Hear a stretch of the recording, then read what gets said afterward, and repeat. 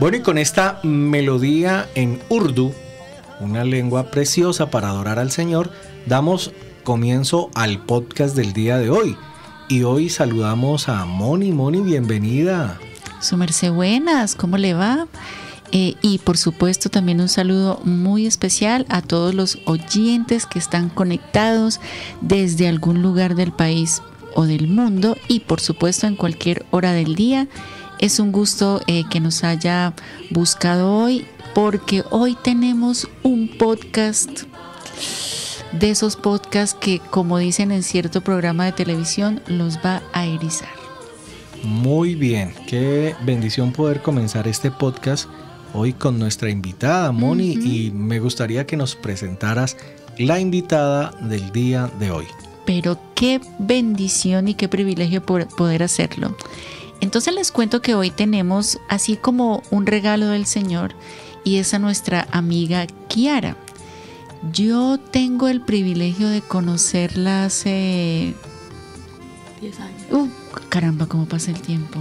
Hace 10 años en un salón de clase, ella muy linda, muy juiciosita, capacitándose para servir al Señor y tenerla hoy a mi lado como colega de ministerio es todo un privilegio, así que hoy tenemos el gusto de escuchar su historia, su vida. Ella está en algún lugar de Asia sirviendo al Señor, siendo un instrumento de Dios para que la luz de Dios resplandezca en Asia. Bienvenida, Kiara. Muchísimas gracias, Pastor Jairo, buenos días. Mónica, buenos días, qué alegría nos da poder estar con ustedes en esta mañana y poder compartir en este tiempo, en este podcast. Bueno, gracias Kiara por el privilegio de compartir con nosotros y estar este día aquí. Bueno, Kiara, cuéntanos un poco de cómo es la experiencia de estar hoy en la hora transcultural, después de haber terminado sus estudios seculares, haberse proyectado en la vida. ¿Cómo es que una abogada termina en la obra transcultural en algún lugar de Asia? Bueno, cosas de Dios. Todo empezó hace muchos años cuando... No, la verdad es que yo creo que el llamado para hacer la obra misionera viene desde que era muy pequeña, aún antes de ser cristiana, porque mi mamá soñó con ser misionera y ella siempre nos estaba hablando acerca de misiones y nos mostraba revistas de las monjitas que hacían misiones. Entonces en algún momento de mi vida soñé con ser misionera y con ser monja misionera, porque ella me mostraba así las revistas, mire lo que hacen, hice parte de la infancia misionera cuando era católica y todo el cuento, sí. Wow. Entonces, bueno, ya luego crecemos, llegó a la época en la que nos convertimos al evangelio y nos volvemos evangélicos a los 14 años de edad y pues seguía con la inquietud, pero como ya no podía ser monja, entonces no sabía cómo podía hacer misiones. La monja misionera. La monja misionera, sí. Y la iglesia en la que estaba, pues, no hablaba de misiones en el principio, ¿no? Entonces, no sabía cómo podía hacerlo. Bueno, yo me convertí con la misión joven internacional, entonces no escuché nunca mucho acerca de misiones, entonces no sabía. Llega el tiempo de irme para la universidad y le digo, mami, yo todavía quiero ir a hacer misiones, pero no sé a dónde ni cómo. Entonces mi mamá me dijo, estudia. Y si algún día Dios te llama, pues te vas, pero ahorita no sabemos a dónde, entonces hay que ser sabio. Y es así como entro a la universidad, estudio Derecho, empiezo a trabajar como abogada. Bueno, fueron muchos años de la vida que dediqué al derecho, pero pues seguía siendo cristiana, seguía siendo fiel a la iglesia y ese tipo de cosas. En el 2008 entró al seminario bíblico, pero fue como no estaba pensando en me voy a ir de misiones, sino que terminé mis estudios, mi especialización y dije, yo quiero seguir estudiando, me gusta estudiar. Y hablé con el pastor para poder entrar al seminario bíblico. Entro al seminario bíblico y yo en el seminario bíblico sentía así como cada clase yo decía, el Señor está llamando a alguien, pero no sabía que era a mí. Entonces entro al seminario bíblico en el 2008 y bueno, empiezo a sentir mucha más carga por la obra del Señor y siento que no estoy haciendo nada. O sea, yo trabajaba en grupos, en la iglesia, hice muchas cosas, pero siento que me faltaba más por hacer. Entonces ahí es cuando, bueno, en el 2010 me leí un libro y en ese libro yo fui muy confrontada. El libro se llama En sus pasos quería Jesús, es un libro súper sencillito, simple, no dice mucho, pero yo estaba diciendo o pensando, no estoy haciendo nada por Jesús, ¿qué puedo hacer por Jesús? ¿Cómo puedo vivir más para Jesús? Y empecé a orar y decirle, Señor, muéstrame qué hacer. Y en ese tiempo empecé a trabajar, bueno, ya lo hacía desde antes, pero más intencionalmente con habitantes de calle, en las cárceles, pero seguía sintiendo, me falta algo, ¿qué será lo que me falta? Y orando mucho desde ese momento al Señor, muéstrame. Y en el 2000, es una historia súper larga, cómo llegué yo a Senamid, pero no las voy a contar la historia si no se nos acaba el tiempo. O sea, continuará. Sí, en el 2011, en enero, pude ir a Enamid. Cuando yo llego a Enamid, yo entro a Enamid y lo primero que yo vi fue el letrero que decía SEDI, y algo en mi corazón me dijo, tienes que ir allá. Y yo, ¿qué SEDI? No tenía ni idea que era SEDI, porque yo no tenía ninguna relación con misiones en ese tiempo, ni con nada. Entonces, ¿qué será SEDI? Y le preguntaba a todo el mundo, sí, la escuela de misiones, pero nadie me daba como razón de cómo poder ir allá, ni nada. Bueno, en fin, porque como no conocía a nadie, entonces... Y en una de las prédicas el Señor me dice, deja tu tierra y tu parentela, y yo te llevaré a la tierra que yo te mostraré. Y le dije, Señor, ¿qué significa? Y en esa noche lloré toda la noche en ese Enamid. Y el Señor me dijo, si de verdad quieres servirme más, entonces es tiempo de dejar tu trabajo, dejar tu familia, dejar tu ciudad. Y Señor, ¿pero a dónde me vas a llevar? No tengo ni idea. Al día siguiente exponen SEDI, ¿qué es SEDI? Y el Señor, mientras están exponiendo acerca de qué es SEDI, me dice, allá tienes que ir. ¿Y cómo voy a ir allá? Yo no conozco a nadie, no sé. Ajá. Empecé a preguntar, todo el mundo no me daban razón, hasta que finalmente alguien me dio el teléfono de Henry. Yo llegué a Bogotá y renuncié a mi trabajo. Wow, muy obediente. Y después de renunciar al trabajo, llamé a Henry. Henry me dijo, no, ya no hay cupos. Ya están los que están, ya no hay cupos. Y dije, yo ya renuncié al trabajo, ¿cómo así? Entonces él me dio el teléfono de la hermana Margot. Recuerdo que me dio el teléfono de la hermana Margot y la llamé. Y ella me dijo, mira, yo soy la que hace las entrevistas, ese tipo de cosas, pero estoy viajando. Pero yo siento en mi corazón que tengo que hacer esta entrevista. Me hizo la entrevista y me dijo, bienvenida, SEDI. Y yo renuncié a eso. Mi vida cambió en una semana. Porque eso fue en enero, la convención. Yo renuncié el siguiente, terminamos el sábado, el lunes renuncié al trabajo. Y como 2 semanas después estaba viviendo en Armenia. No conocía a nadie, no sabía nada, ni sabía qué estaba haciendo exactamente por estas tierras. Pero yo sentí muy fuerte que Dios me estaba diciendo que tenía que venir aquí, que tenía que empezar este caminar. Mi pastor dijo, sí, váyase tranquila. Mi mamá lloró mucho, pero también me dijo, yo siento que es tiempo de irse. Y ahí empieza como este caminar de las misiones en mí, pues cuando las prácticas, fui a La Guajira y estuve con otras comunidades indígenas en el Chocó, con el misionero Rosenberg, la misionera Esneda, sí. Y estuve también con el misionero Elisaúd en las montañas, allá en Valledupar, en la sierra. Y pues cada crecía. Volví a Bogotá y volví a trabajar como abogada. Volví a pescar. Eso iba a decir. Tomaste las redes otra vez. Tomé las redes otra vez porque como que ya no tenía recursos, ya no sabía cómo continuar. Y yo quería seguir en las comunidades, pero como que no tuve un apoyo en ese momento, pero yo sé que era el plan de Dios. Terminé mi seminario bíblico, que no lo había terminado. Y en ese tiempo volví a trabajar, pero yo lloraba todos los días diciendo, Señor, yo no me siento bien aquí, ¿qué estoy haciendo aquí? Pero tuve tiempos de oración bien bonitos con Dios en ese tiempo, porque abrí una oficina y no tuve nunca un cliente. Entonces era mi tiempo con Dios, yo iba a orar esa oficina. Y después de eso, pues yo empiezo a sentir desde siempre había sentido mucha pasión por Indonesia y entonces empecé a orar por ese país, empecé a apoyar el proyecto que había en ese lugar. Y un día el Señor me habla y me dice, pues estás orando, estás dando, no deberías como ir. Y me acuerdo que fui a otro Enamid y en ese Enamid la misionera de ese lugar empezó a decir, es que necesito un equipo de trabajo. Y yo sentía en mi corazón, ese equipo de trabajo puedo ser yo. Entonces ya hablé con ella, bueno, yo no hablé con ella, una amiga mía habló con ella, una amiga americana habló con ella, porque yo no la conocía muy bien en ese tiempo. Ella habló con ella y hablaron conmigo y dijeron, pues piénsalo, ora, y empecemos a orar. Luego fui a México a una convención mundial de misiones. Este año hay una acá en Colombia, usted puede ir. Por cierto. Por cierto, sí. Y yo fui a esa convención en Cancún, también fue una casualidad que fuera, no tenía planeado, pero me llegó el mensaje de invitación y pedí permiso en el trabajo que tenía en ese momento y fui. Y la primera persona que yo vi fue la misionera que estaba en Indonesia. La primera persona que me encontré allá, no en el lugar de las convenciones, en el hotel. Y otra vez se movió todo por dentro. Y charlamos, hablamos con Dinamis y dijeron, pues presenta un proyecto. Presenté un proyecto y me fui. Y esa es la historia. Interesante historia. Llegó a Indonesia. Y bueno, Kiara, ¿cómo es el proceso, aparte de lo que estudiaste en SEDI, que SEDI es un lugar muy importante para todos aquellos que que quieren crecer en la obra transcultural, ¿no? Nuestros misioneros o obreros transculturales han pasado por CEDI. Pero ¿cómo fue la experiencia de hacer estudios también en otro país?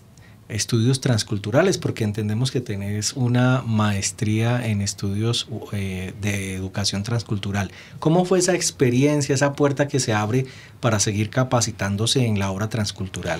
Bueno, eso fue toda una experiencia, como lo dice. Aquí el CEDI fue muy importante y, por cierto, me ha ayudado mucho en el campo. Todo lo que uno aprende en CEDI es muy importante. Pero estando en campo, yo tengo un problema con mi visa y tengo que salir a otro país, a Filipinas, por eso, y llego a un seminario bíblico, no tenía ni idea de inglés, de nada, y ese fue el primer choque porque yo me fui al campo sin saber inglés y yo no me podía comunicar con absolutamente nadie, y fue todo un reto el poderse comunicar, claro. Un desafío el hablar, y todos me hablaban en inglés, porque allá hay gente, aquí en CEDI uno encuentra gente de 25 ciudades, en donde yo estaba en Filipinas había gente de 30 naciones. Wow. Entonces y poderse comunicar fue todo un rollo. Y entonces me reté a mí misma primero a aprender inglés. Yo nunca pensé poder hacer una maestría, pero con el tiempo, como tuve que salir muchas veces a ese país por cuestiones de visa, la esposa del presidente un día me dijo: Kiara, has venido muchas veces a este lugar, ¿tú no has pensado en hacer una maestría? Y le dije: ay, no, yo no sé inglés a ese nivel de hacer una maestría, es muy difícil. Y entonces me dijo: piénsalo, porque tú ya hablas inglés, ya te defiendes. Me defendía, la verdad, solo defendía. Y pues piénsalo, porque tal vez Dios te está trayendo con un propósito. Y a veces uno no entiende, ¿no? Porque cuando uno está en el campo, quiere estar en el campo, quiere estar dedicado a lo que tiene, pero Dios también quiere esos momentos de preparación para nuestra vida. Y en ese momento, cada vez que yo iba a Filipinas, yo lloraba: Señor, ¿por qué me traes aquí? ¿Por qué me sacas del país donde me mandaste? Yo lo veía como una carga, y luego yo entendí el propósito de Dios. Primero, Dios quería que aprendiera inglés. Segundo, lo puedo decir, me regaló un esposo en ese lugar. Ajá. Y tercero, él me dio la posibilidad de hacer una maestría, que fue algo maravilloso. Yo creo que la preparación en el campo es muy importante. O sea, al campo no podemos llegar como neófitos. Hay que tener herramientas. Sí. CEDI las da, el seminario bíblico las da, pero tenemos que continuar creciendo. Y fue una experiencia muy bonita, muy retante para mí, porque, pues les digo, mi inglés no es perfecto y estudiar en inglés fue otro nivel. Pero gracias a Dios que me dio eso, o sea, creo que fue un regalo de Dios en medio de que yo pensaba que era una dificultad el tener que salir del país en el que estaba sirviendo. Sí. Fue un regalo de Dios de empezar a hacer algo. Fueron 3 veces que fui, y en las primeras 3 veces solamente aprendí inglés, o sea, solamente empecé a desenvolverme. Y la 4ª vez fue cuando me dijeron: hey, está aquí, aproveche, estudie. Y dije: ve, pues sí, ¿no? Ahora, no, que nuestros oyentes no vean la posibilidad de estudiar a profundidad para conseguir pareja, ¿no? O sea, puede pasar, pero no, eso fue un regalo aparte, fue una historia aparte. Sí. Pero sí, fue un regalo de Dios el poder seguirme preparando, el hacer mi maestría, y yo sé que es un elemento que puedo usar mucho en campo, más en el país en el que me encuentro sirviendo ahora, donde hay un gran porcentaje de analfabetismo, y mi preparación precisamente es en educación.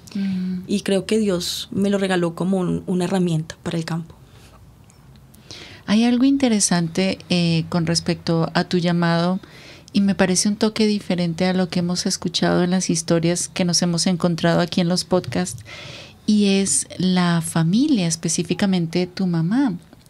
Y a todas esas mamitas que nos están escuchando, que el Señor les ayude y les dé sabiduría, porque miren cómo el Señor usó a la mamá de Kiara para guiarla en su llamado, y la mamá se lo supo cultivar. Después, pues, el Señor hizo su trabajo, pero hubo una mamá allí. Entonces, a ti, mamá, que nos estás escuchando, que el Señor también les dé sabiduría para encauzar a sus hijos en los propósitos que Dios tiene para ellos. Bueno, yo tengo una curiosidad del oyente, me surge acá.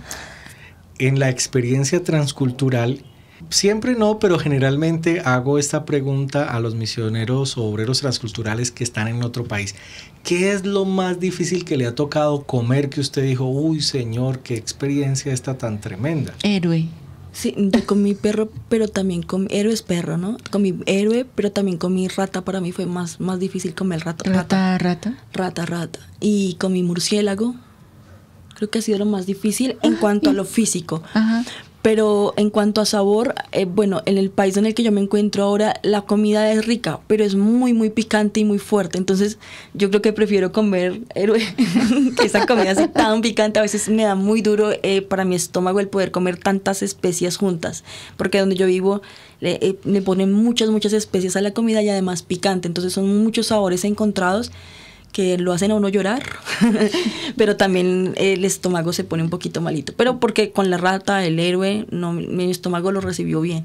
Ah, vea pues. Pero las especies le ha dado duro a mi estómago. ¿Qué consejo le daría a una persona que tiene un llamado misionero, que ya se está preparando frente a esa situación cuando le ofrezcan una comida que no es común? ¿Cuál debe ser la actitud? ¿Cuál sería la actitud de un misionero en ese caso? Ajá. Bueno, es chistoso, ¿no? Porque a nosotros nos enseñan misionero come de todo. Sí. Y misionero tiene que comer de todo. Eso es un decir de muchos de nosotros, ¿no? Sí. Usted misionero, usted tiene que comer lo que de sea. todo. Y yo cuando llegué al campo llegué con esa intención, ok, lo que me den yo lo como, y yo traté de comer absolutamente todo lo que me daban, lo he tratado siempre. No me miente. Y inclusive nosotros tenemos una palabra misionera que no sé si la conocen, interesante.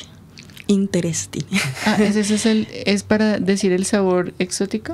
Porque nosotros obviamente nunca decimos que la comida está fea, que no nos gusta, Okay. Pero cuando le preguntan ¿y cómo estuvo la comida? Le gustó, es muy interesante. Porque es interesante, es diferente, y pues obviamente no está lo más rico para nosotros o lo más deseado para nosotros, pero pues no sé, es como una palabra clave que yo sé que muchos misioneros tenemos, especialmente en Asia, interesante. Ya entiendo. No es que no me gustó tal vez, pero no le voy a decir eso a la persona, entonces interesante. Bueno, los misioneros aquí no dicen interesante, cambian, cambian, eso no es raro, ¿no? Raro no, sino es diferente. Es diferente, o sea, el latino dice es diferente, no interesante, pero esa sería la palabra para no decir raro. Porque esta semana, bueno, ellos están quedando en mi casa y el esposo de ella, que cocina exquisito, hizo un plato y me preguntó, Moni, ¿qué tal? Y yo dije, ve, qué interesante. Y él se quedó mirándome y me dijo, ¿lo estás diciendo como lo dicen los misioneros? Ahora entiendo. Él ya sabe. Pero en verdad estaba rico, más que interesante. Bueno, y una pregunta, Espere que no me dejó terminar algo. Okay, pero a pesar de que estamos tan emocionados oyéndola. Algo que sí quiero decir es que a pesar de que tenemos esa conciencia misionera, también tenemos que cuidar el estómago. Porque la verdad sí le echo mucho daño a mi estómago comiendo todo lo que me den. Y ahorita el estómago está viendo muchas consecuencias. Entonces, sí, tenemos que ser agradecidos, comer todo lo que nos ofrezcan, especialmente si son circunstancias difíciles, pero tampoco lanzarnos al extremo de ir más allá, de hacernos daños a nosotros mismos, porque Dios quiere misioneros para largo tiempo. Claro. Y si no nos cuidamos, no cuidamos nuestra salud, pues no vamos a poder cumplir el objetivo que Dios tiene. Y se puede hablar con la gente, ¿cierto? Se le puede explicar. Sí, obviamente hay que ser agradecido, pero si no se puede comer algo, si el cuerpo no lo asimila, pues hay que ser sincero. Ok. Gracias. Muy bien, gracias Kiara por ese apunte. Muy interesante. Muy bien. Bueno, y en cuanto a la experiencia del aprendizaje, porque sabemos que no solamente el inglés es un idioma que tuviste que aprender, sino que por ahí también trataste de acercarte al Bahasa y también ahora al Urdu. Está aprendiendo otro. Sí, esta muchacha es cuatrilingüe. Entonces, ¿cómo es eso? Porque uno a veces para aprender un solo idioma tiene mucha lidia. En el caso tuyo, que llegaste ya allá hablando solo español. Y roloñón. Pero ¿qué tipsitos podrías darle a aquellos obreros transculturales que están lidiando con aprender otro idioma, o a nuestros oyentes, incluso que no son obreros transculturales, pero están aprendiendo otro idioma? Bueno, yo pienso que lo más importante es lanzarse a hablarlo sin tener miedo. Eso va para ustedes dos también. Me están mirando con ojos de aprenda, mijita.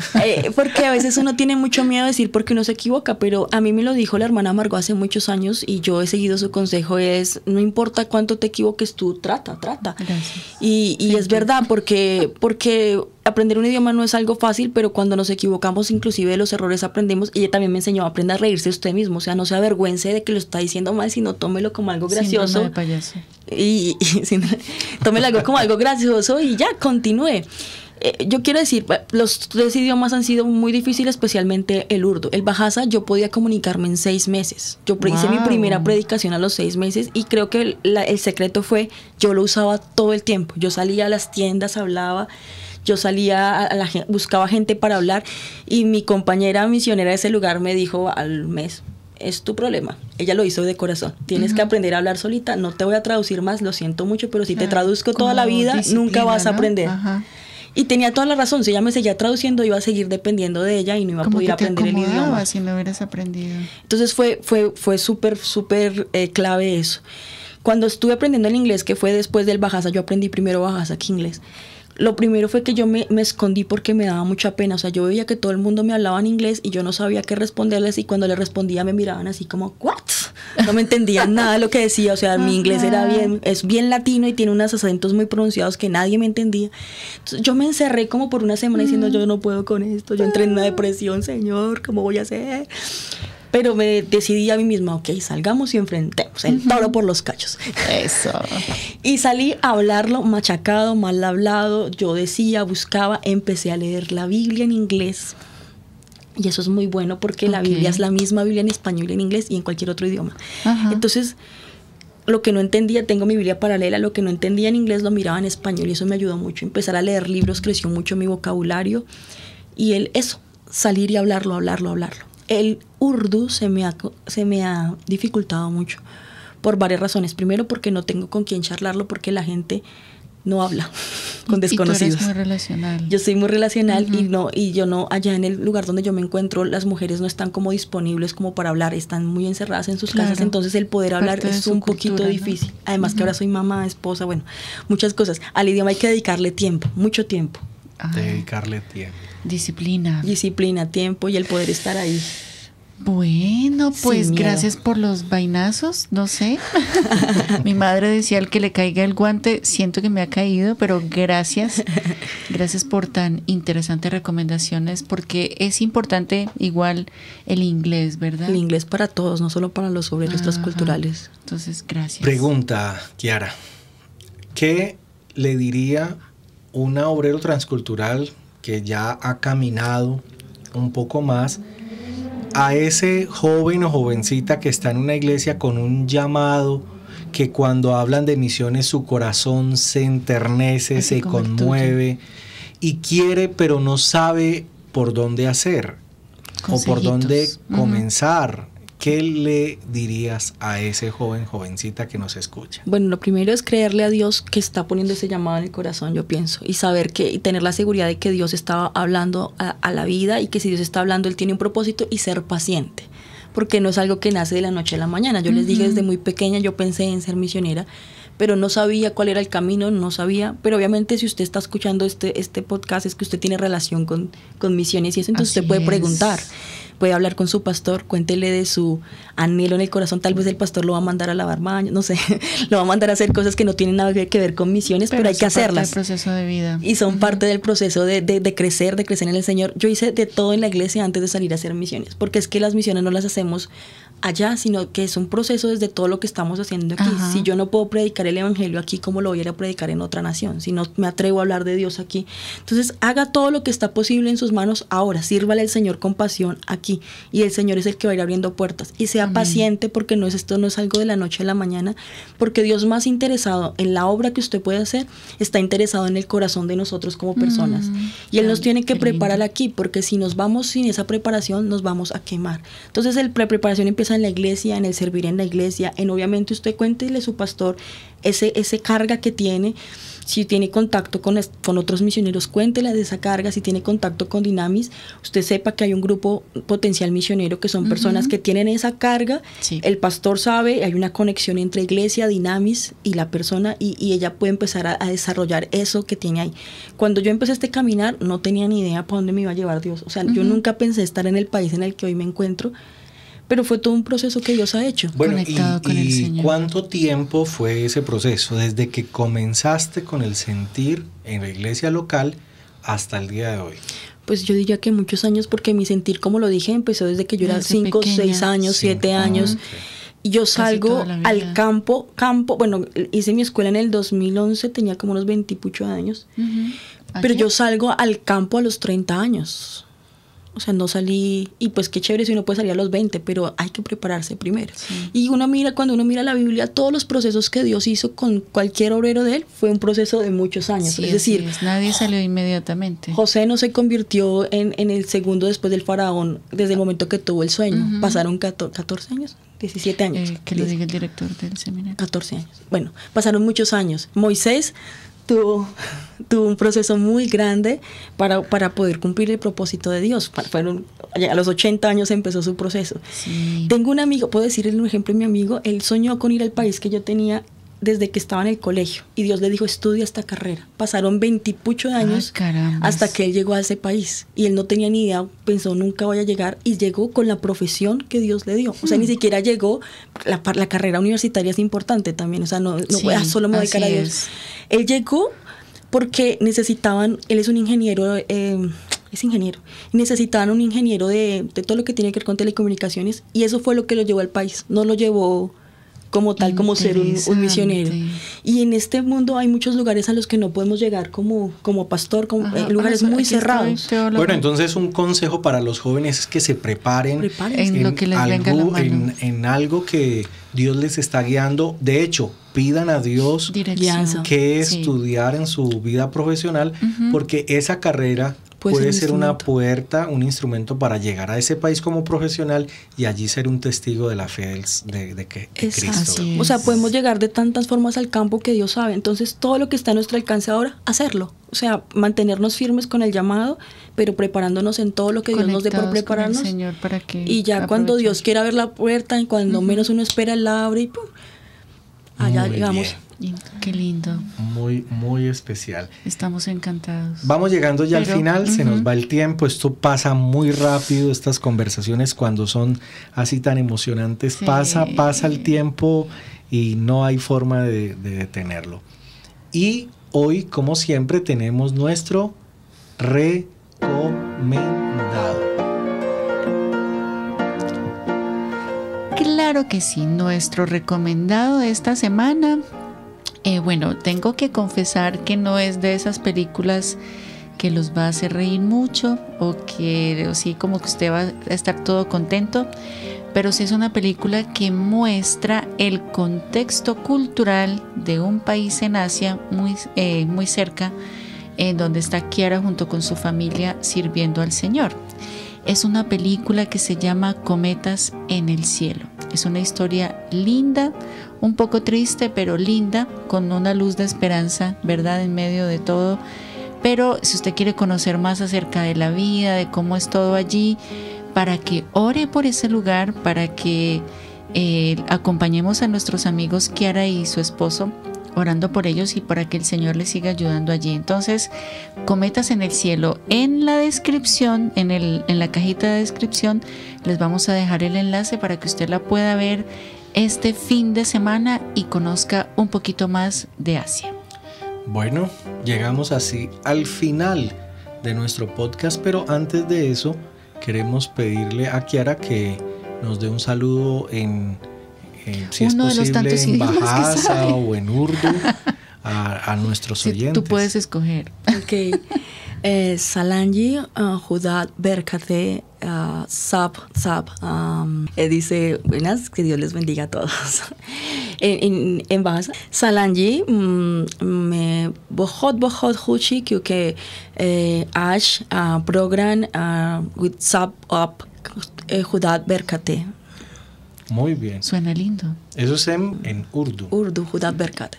¿Y qué nos dijiste? It's so similar in Bahasa because in Bahasa is You're Berkate, speaking tu English? Hamen Berkati. Español. You're speaking English. Pero esta es la experiencia del obrero transcultural que lucha con 4 idiomas. al mismo tiempo. Perdón, es que Wow. cuando cambio el idioma, como que se me cambia Está todo. bien. No, es que son muy parecidos el Bahasa y en cuanto a las palabras cristianas. Entonces, por ejemplo, en Urdu es Judat Berkat y en Bahasa es Tuhanmen Berkati. Muy parecido. Tienen un parecidito porque ambos son raíces del sánscrito. Sánscrito. Sánscrito. Perdón, sánscrito. Entonces, muchas palabras en contexto religioso son muy parecidas. Y pues muchas en cuanto al Islam vienen del árabe, entonces también son muy parecidas. Muchas gracias. Wow, llegamos así hasta el final. Dios les bendiga. Un abrazo para todos. Gracias por haber estado con nosotros y nos seguimos escuchando con un siguiente podcast. Dios les bendiga y muchísimas gracias. Qué alegría me da poder compartir con ustedes. Bueno, y los dejamos con esta preciosa melodía en urdu.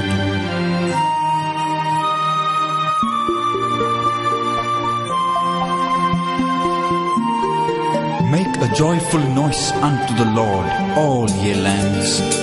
Serve the Lord with gladness. Come before his presence with singing.